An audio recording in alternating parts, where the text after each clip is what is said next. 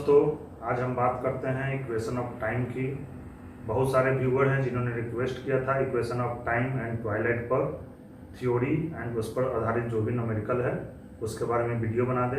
Equation of time में mainly theory और numerical है।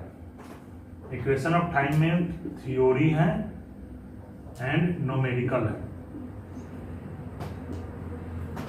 थ्योरी जो है मेनली आपको ओरल एग्जामिनेशन में पूछे जाते हैं।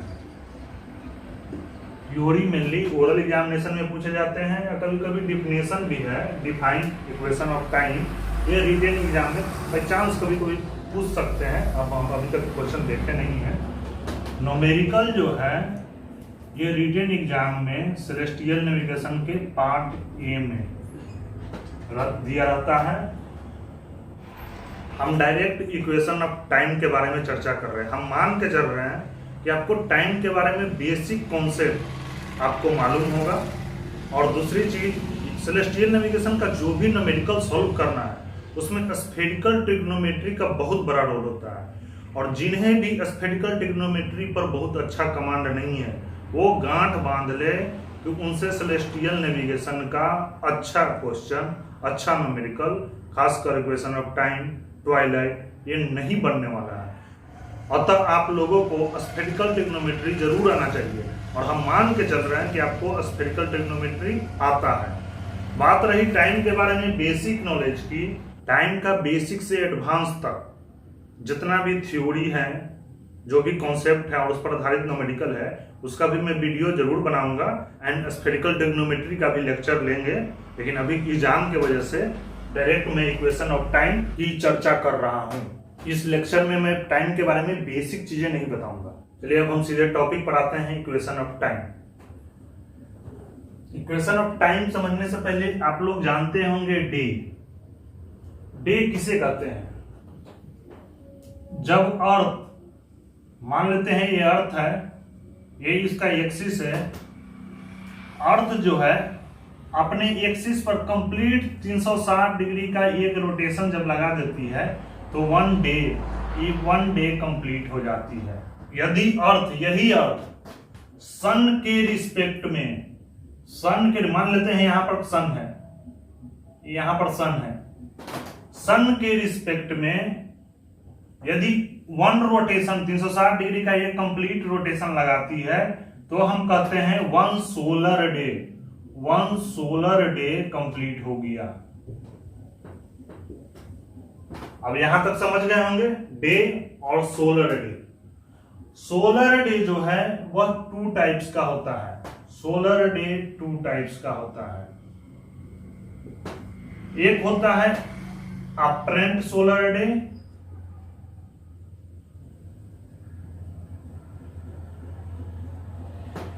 दूसरा होता है मीन सोलर डे।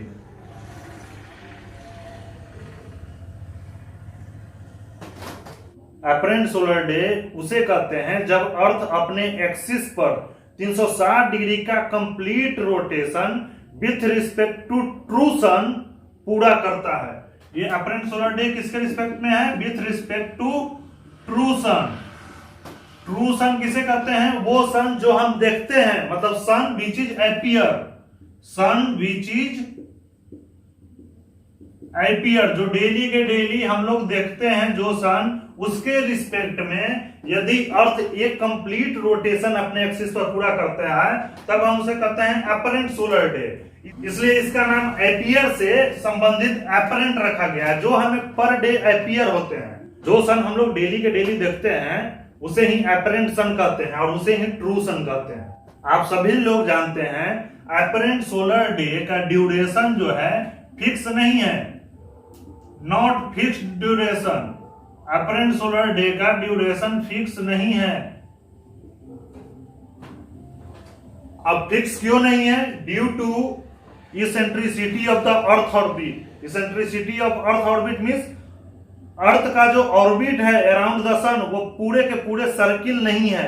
और due to obliquity of the ecliptic जो है इक्विनॉक्सियल पर 23.5 अप्रॉक्स 23.5 डिग्री का एंगल बनाती है। अब ये फिक्स क्यों नहीं है, ये एक अलग टॉपिक है, इस पर कम से कम 20 से 25 मिनट डिटेल लगेंगे, उस पर मैं नेक्स्ट कभी वीडियो में बताऊंगा। अभी सिर्फ आप लोग ध्यान रखिए कि apparent solar day fix duration नहीं है। इसका कहने का मीनिंग ये है कि यदि बाय द वे सनराइज आज 0618 6:18 पर सुबह में हुई है, तो नेक्स्ट डे एग्जैक्ट 24 आवर बाद फिर सनराइज होगी, ऐसा नहीं है। हो सकता है 23:56 में ही हो जाए, हो सकता है 23:58 में हो नेक्स्ट सनराइज, हो सकता है 24 घंटा 1 मिनट बाद हो जाए, हो सकता है एग्जैक्ट 24 घंटा बाद हो। चूंकि अपरेंट सोलर डे का इंटरवल फिक्स नहीं है, यदि हम इसको अपरेंट सोलर डे को यदि हम स्टैंडर्ड टाइम सिलेक्ट कर लें तो हम लोग को सिविल लाइफ में बहुत ज्यादा डिफिकल्टी होगी। अब पूछिए कैसे। अब मान लीजिए कि कोई ऐसा दिन होगा जो 24 घंटा से छोटा होगा, कोई ऐसा भी दिन होगा जो 24 घंटा से बड़ा होगा। अब कोई वर्कर है जो स्मार्ट वर्कर है, वो क्या कहेंगे, जिस दिन 24 घंटे से शॉर्ट डे होगा उस दिन वो कहेंगे कि आज हम काम करेंगे।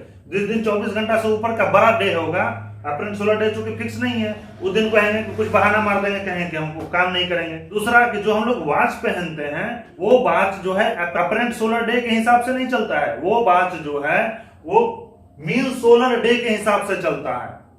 तो अतः वॉच बनाना भी बड़ी मुश्किल होता। जो वॉच हम लोग पहनते हैं वह एग्जैक्ट 12 घंटा में एक रोटेशन बनाती है, लेकिन यदि ये अपरेंट सोलर डे के हिसाब से चलता तो अपरेंट सोलर डे जो कि फिक्स है नहीं, वो कभी 24 घंटा कराता था, 24 घंटा कराता था तो कोई बात नहीं है, 12 घंटा में एक रोटेशन बना देता, 24 घंटा में 2 एग्जैक्ट रोटेशन बनाता। यदि अपरेंट सोलर डे होता 23:58 का, तो इसको 11:29 मिनट में 1 रोटेशन बनाना होता। यदि नेक्स्ट डे 24 आवर का सोलर डे होता तो नेक्स्ट डे 12 घंटा में 1 रोटेशन बनाना होता। यदि नेक्स्ट डे मान लीजिए 24 घंटा 2 मिनट का रहता तो इस वॉच को 12 घंटा 1 मिनट में 1 रोटेशन बनाना होता। अतः घड़ी बनाना भी बड़ी मुश्किल काम हो जाता। दूसरा क्या दिक्कत होता है, बहुत सारे मशीनरी जो है, मशीनरी को बनाने में बहुत ज्यादा डिफिकल्ट होती है जो टाइम के बेस पर रन करते हैं। अतः इन सभी परेशानियों को दूर करने के लिए around 18th century, approx 18th century में 18वीं शताब्दी में बहुत सारे एस्ट्रोफिजिक्स जो है, एस्ट्रोफिजिस्ट उन्हें कहते हैं जो हेवनली बॉडी के बारे में स्टडी करते हैं, उन्हें एस्ट्रोफिजिस्ट कहते हैं। एस्ट्रोफिजिस्ट ने एक मीन सन इंट्रोड्यूस कर दिया। मीन सन क्या है? मीन सन एक्चुअल में कोई सन नहीं है, यह एक इमेजिनरी सन है, एक काल्पनिक सन मान लिया गया। और मीन सन की खासियत क्या क्या है? मीन सन जो है इसका स्पीड जो है फिक्स्ड है, स्पीड जो है कांस्टेंट है। दूसरा खासियत यह है कि यह इक्विनॉक्सियल पर मूव करता है। तीसरा यह है इसका खासियत, इसका स्पीड जो है एवरेज, एवरेज मतलब mean, average speed of true sun के बराबर है। ट्रू सन जो हम लोग देखते हैं, डेट मीन्स अपरेंट सन, जो एक्लिप्टिक के अराउंड ईस्टवर्ड डायरेक्शन में, that is anticlockwise direction में वो मूव करता है। और जब वो मूव करता है तो उसका स्पीड कांस्टेंट नहीं होता है due to eccentricity of earth orbit. Perihelion पर उसका स्पीड फास्ट हो जाता है और एपीहिलियन पर उसका स्पीड जो है कम हो जाता है। इसके कारण जो है अपरेंट सोलर डे जो है फिक्स ड्यूरेशन का नहीं होता है। दूसरा कारण होता है एप्लीकेटिव ऑफ इलेप्टिव। अब इस प्रॉब्लम को सॉल्व कर दिया गया, स्पीड जो है कांस्टेंट कर दिया गया और उसका स्पीड का वैल्यू एवरेज मतलब mean speed of true sun, mean speed of true sun के बराबर रख दिया गया। इसीलिए इसको मीन जो एवरेज स्पीड है, इसीलिए यहाँ पर मीन शब्द इस्तेमाल किया गया है मीन सन के लिए। दूसरा कारण जो था जिसके कारण apparent solar day fix duration नहीं था, due to obliquity of the ecliptic. Ecliptic जो है अप्रॉक्स 23.5 डिग्री जो है इंक्लाइंड है टुवर्ड द इक्विनॉक्सियल, अब मीन सन को क्या किया गया कि इक्विनॉक्सियल पर ही इमेजिन कर दिया गया कि यह anticlockwise direction average speed of true sun से मूव कर रहा है। तो ये दोनों जो इशू अपरेंट सन के साथ था, जिसके कारण अपरेंट सोलर डे जो है फिक्स ड्यूरेशन का नहीं था, वो दोनों इशू मीन सन के साथ मान लेने पर एस्ट्रोफिजिक्स ने एक इमेजिनरी सन मान लिया, जिसके कारण ये इशू जो है सॉल्व हो जाता है। तब यहां से एक ओरल का बहुत अच्छा क्वेश्चन जो है सर्वेयर पूछते हैं, वो ओरल में पूछ देते हैं व्हाट इज मीन सन। तो आपको आंसर देना है mean sun is a imaginary sun which is move along equinoctial with constant speed which is equal to the average speed of true sun। ये ओरल में बहुत बार मीन सन के बारे में पूछ दिया जाता है। दूसरा जब पूछा जाता है question what is apparent solar day, इसका जवाब दीजिएगा it is the time interval to complete 360 degree rotation of earth on its axis with respect to the true sun. किताब में क्या लाइन लिख रखा है उससे मतलब नहीं है, आप समझ गए उसको अपने से इंग्लिश में बता सकते हैं और सर्वेयर उस पर बहुत ज्यादा इंप्रेस होते हैं। या अपरेंट सोलर डे को दूसरे भाषा में, किताब के भाषा में कैसे डिफाइन कर दीजिएगा, it is the time interval between two successive transit of true sun over the same meridian. चूंकि मान लीजिए ये अर्थ है, अर्थ पे यहां पर कोई मेरिडियन था, अब ये सन है ट्रू सन, यहां से एक रोटेशन मारा complete 360 degree with respect to true sun, और फिर ट्रू सन जो है उसी मेरिडियन के एकदम सीधे आ गया, उसी मेरिडियन पर फिर आ गया, मतलब आपके हेड पर आ गया, तब हम कहेंगे वन रोटेशन कंप्लीट कर दिया विथ रिस्पेक्ट टू ट्रू सन, तब हम कहेंगे one apparent solar day complete हो गया। तो अपरेंट सोलर डे का आपको दो डेफिनेशन मालूम चल गया। उसी तरह मीन सोलर डे को कैसे डिफाइन कर सकते हैं, it is the time interval required to earth complete 360 degree rotation on its axis with respect to the mean sun. जब ये यहां पर ट्रू सन को हटा के मीन सन कर दिया जाए और मीन सन के रिस्पेक्ट में वो 360 डिग्री, ये अर्थ जो है मीन सन के रिस्पेक्ट में 360 डिग्री का वन रोटेशन अपने एक्सिस पर पूरा कर देगा, तब हम उसे कहते हैं मीन सोलर डे। या इसका दूसरे तरीका से डिफाइन कर सकते हैं जो बुक में दे रखा है, it is the time interval between two successive transit of mean sun over the same meridian. एक बार मीन सन इसके सामने था, जब दोबारा एक राउंड मार के आया, फिर मीन सन उसको सेम ही मेरिडियन पर मिला, तब हम कहेंगे कि मीन सोलर डे कंप्लीट हो गया। अब यहां से आप लोग अपरेंट सोलर डे और मीन सोलर डे समझ गए होंगे। अब यहां समझ गए होंगे विथ रिस्पेक्ट टू सन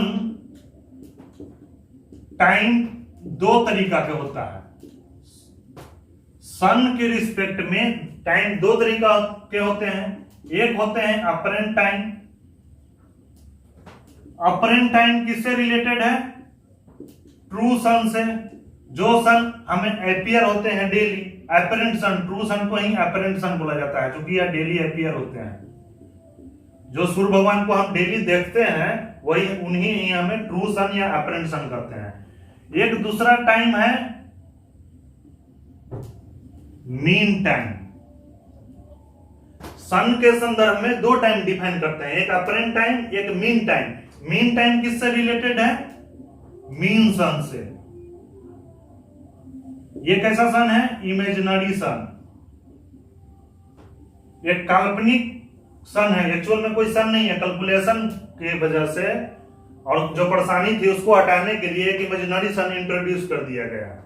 और ये दोनों टाइम का डिफरेंस किसी भी इंस्टेंट, किसी भी समय में अपरेंट टाइम और मीन टाइम में थोड़ा सा डिफरेंस होता है, और इसी के डिफरेंस को, ये दोनों के टाइम के बीच में जो डिफरेंस आते हैं उसी को डिफरेंस को बोलते हैं इक्वेशन ऑफ टाइम। इसीलिए मैं उतना कहानी आपको बता रहा था, what is day, what is solar day, what is apparent solar day, what is mean solar day. तो जो अपरेंट टाइम जो ट्रू सन के संदर्भ में कैलकुलेट किया जाता है और मीन टाइम जो मीन सन के संदर्भ में कैलकुलेट किए जाते हैं, उसके डिफरेंस को हम लोग इक्वेशन ऑफ टाइम कहते हैं। फॉर एग्जाम्पल यदि ले लेते हैं, मान लीजिए अपरेंट टाइम जो है 1200 आवर, 12 बज रहे हैं अपरेंट टाइम, और मीन टाइम जो है मान लेते हैं 1150, 11:50 हो रहे हैं। तो ये दोनों टाइम के बीच का डिफरेंस कितना है? 10 मिनट्स। तो 10 मिनट जो है यहां इक्वेशन ऑफ टाइम होगा। अब ये पॉजिटिव होगा निगेटिव होगा इसके बारे में हम आगे चर्चा करते हैं। अभी आप सिर्फ समझिए कि अपरेंट टाइम और मीन टाइम का जो डिफरेंस है वही इक्वेशन ऑफ टाइम है। अब ये देखिए टाइम जो है हम डिफरेंस निकाले तो ये क्या आएगा? मिनट और सेकंड में, क्योंकि टाइम का ही डिफरेंस निकाल रहे हैं। मान लो पैसे का हम निकाल रहे हैं, हिसाब किताब कर रहे हैं। किसी को 1 लाख दिए हैं, किसी को 2 लाख लिए हैं, हम नेट कितना में लिए, दिए या लिए, तो उसका तो जो भी आएगा वो पैसे में, रुपये में ही आना है। रुपया में कितना रुपया कितना पैसा। वैसे ही जो इक्वेशन ऑफ टाइम का डिफरेंस जो आएगा वो भी आएगा यूनिट टाइम में ही, आवर में आएगा, मिनट में आएगा, सेकंड में आएगा उसका डिफरेंस। लेकिन इक्वेशन ऑफ टाइम कभी भी बहुत ज्यादा नहीं होता है। मैक्सिमम इक्वेशन ऑफ टाइम मतलब मैक्सिमम डिफरेंस अपरेंट टाइम और मीन टाइम के बीच जो है मैक्सिमम डिफरेंस जो है 16 मिनट 22 सेकंड का होगा मैक्सिमम। अतः इक्वेशन ऑफ टाइम को एक्सप्रेस किसमें करेंगे? आवर तो यहां आता ही नहीं है, मैक्सिमम चूंकि 16 मिनट 22 सेकंड है। तो इक्वेशन ऑफ टाइम को एक्सप्रेस किया जाता है मिनट और सेकंड में। कितना मिनट कितना सेकंड इसके बीच का डिफरेंस है। इक्वेशन ऑफ टाइम बोल दिया कि 10 मिनट 50 सेकंड, मतलब मीन अपरेंट टाइम और मीन टाइम के बीच में 10 मिनट 50 सेकंड का डिफरेंस है। अब कौन आगे है कौन पीछे है ये साइन से पता चलता है। और मैक्सिमम डिफरेंस कितना होता है? 16 मिनट 22 सेकंड। ये भी ओरल में क्वेश्चन आते हैं, बहुत इंपॉर्टेंट क्वेश्चन है ओरल का। इसको भी 2 तरीका से पूछते हैं। पहला तो पूछते हैं what is the maximum value of equation of time. Equation of time का मैक्सिमम वैल्यू कितना हो सकता है? 16 मिनट 22 सेकंड। इसी क्वेश्चन को थोड़ा सा घुमा देते हैं हम लोग, पूछते हैं what is the maximum difference between apparent time and mean time. Apparent time and mean time के बीच में मैक्सिमम डिफरेंस कितना हो सकता है? 16 मिनट 22 सेकंड। जो कि अपरेंट टाइम और मीन टाइम के बीच का मैक्सिमम डिफरेंस जो है इक्वेशन ऑफ टाइम कहलाता है, और maximum equation of time 16 minute 22 second होता है। अब ये जो है इसी क्वेश्चन को एंगल में भी पूछ सकते हैं। What is the maximum angle of equation of time? Maximum value of equation of time के 16 मिनट 22 सेकंड। अब पूछ देंगे what is the maximum angle of equation of time. तो maximum angle of equation of time जो है, अब maximum value हम जानते हैं 16 मिनट 22 सेकंड। टाइम से एंगल में बदलना जानते हैं, 15 से मल्टीप्लिकेशन या 15 से डिवीजन। अब यहाँ हमको मैक्सिमम वैल्यू मालूम है 16 मिनट 22 सेकंड। अब इसको एंगल में चेंज कर देना है, आर्क में हमको मालूम करना है, तो इंटू 15 कर देंगे। इंटू 15 करके जो वैल्यू आएगा उतना ही मैक्सिमम एंगल होगा। ये वैल्यू आपका आएगा 4 डिग्री 5.5 मिनट। ऐसे भी क्वेश्चन आप घुमा को पूछेंगे इक्वेशन ऑफ टाइम से, ओरल में नहीं फंस पाइएगा। ओरल में what is the maximum angle between apparent time और मीन टाइम। मैक्सिमम एंगल क्या होगा? जो मैक्सिमम वैल्यू के बराबर होगा। अब मैक्सिमम वैल्यू 16 मिनट 22 सेकंड है, तो इसको हम क्या करेंगे? आर्क में बदल लेंगे। आर्क में बदलने के लिए क्या होता है? मल्टीप्लिकेशन करेंगे 15 से, ये आ जाएगा 4 डिग्री 5.5 मिनट। एक वैल्यू याद रखिए, उसको आप अपना इंटू करके मल्टीप्लाई कर लीजिए। नहीं भी याद रहेगा तो आप सर्वेयर को बता दीजिएगा, उस समय कैलसी तो रहेगा नहीं, सर्वेयर को बता दीजिएगा सर मैक्सिमम जो है वैल्यू होता है 16 मिनट 22 सेकंड, उसमें 15 से मल्टीप्लिकेशन कर देंगे, हमको वैल्यू आ जाएगा 4 डिग्री 5.5 मिनट। यदि याद आ गया तो ठीक है, मेरे को याद नहीं है लेकिन हमको समझ है इसलिए मैंने आपको बता दिया। इक्वेशन ऑफ टाइम का आप वैल्यू निकालना सीख गए। अब आप इसका साइन निकालना सीखिए, मतलब ये पॉजिटिव होगा या निगेटिव। अब देखिए equation of time sign, normally सिप पर जो है इक्वेशन ऑफ टाइम जो है mean time minus apparent time लिखा जाता है।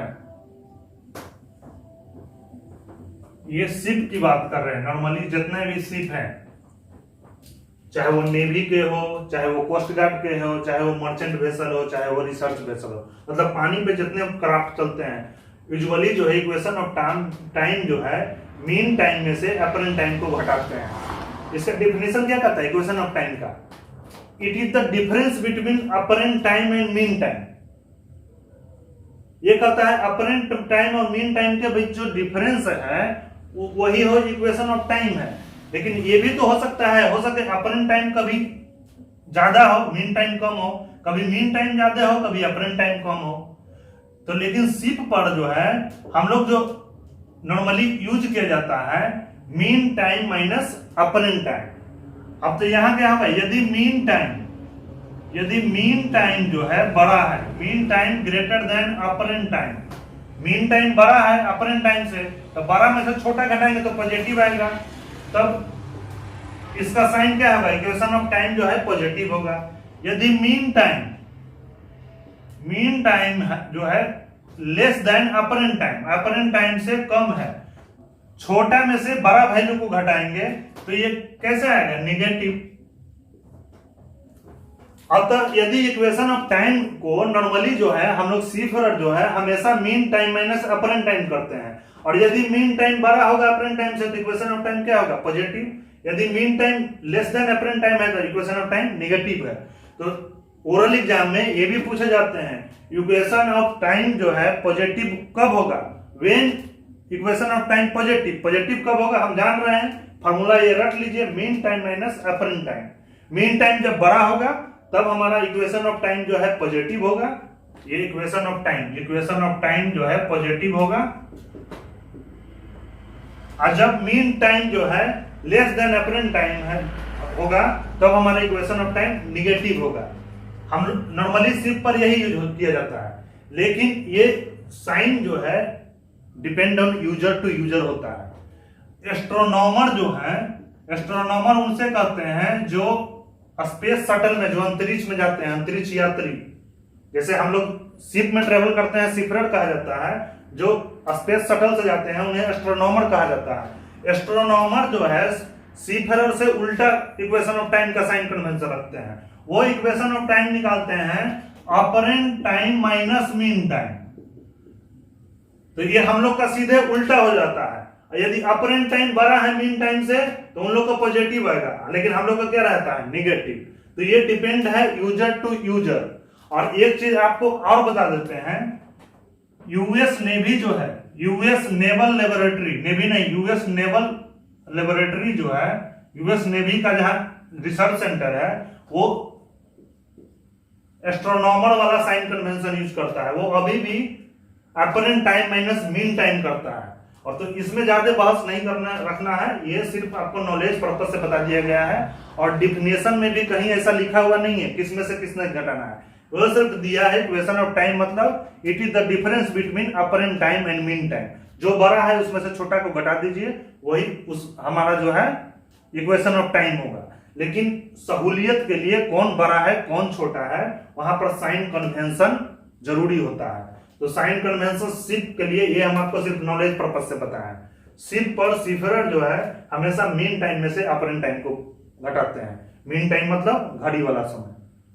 हम लोग जो घड़ी पहने रहते हैं या जितने भी घड़ी मोबाइल में जो टाइम बताती है वो मीन टाइम बताती है। सन के रिस्पेक्ट में टाइम कैलकुलेशन किया जाता है, वो अपरेंट टाइम नहीं बताती है, एक्चुअल सन के रिस्पेक्ट में नहीं, ये आप ध्यान रखिएगा। तो हो सके सर्वेयर कभी कभी फंसाने के लिए भी पूछ दें, जो आपके घड़ी में पहन रखे हो वो कौन सा टाइम शो कर रहा है, वॉच कौन सा टाइम शो करता है, वो मीन टाइम शो करता है, ये अपरेंट टाइम ट्रू सन से संबंधित नहीं है। वो पूछ सकते हैं which is related to true sun या mean sun, related to mean sun, याद रखिएगा। चलिए दोस्तों, ये इक्वेशन ऑफ टाइम का बेसिक नॉलेज आपको बता दिया हूँ। इक्वेशन ऑफ टाइम में थोड़ा सा थ्योरी बाकी रह गया है, मैं नेक्स्ट वीडियो में थ्योरी बता दूंगा, और उसके बाद डायरेक्ट सेकंड मिनट में कौन कौन से क्वेश्चन पूछे गए हैं वो सारे न्यूमेरिकल का सॉल्यूशन मैं करवा दूंगा आपको। Thank you, thanks for watching the lecture. यदि मेरा काम पसंद आ रहा है तो चैनल को सब्सक्राइब करें, वीडियो को लाइक करें और दूसरे मित्रों को शेयर करें।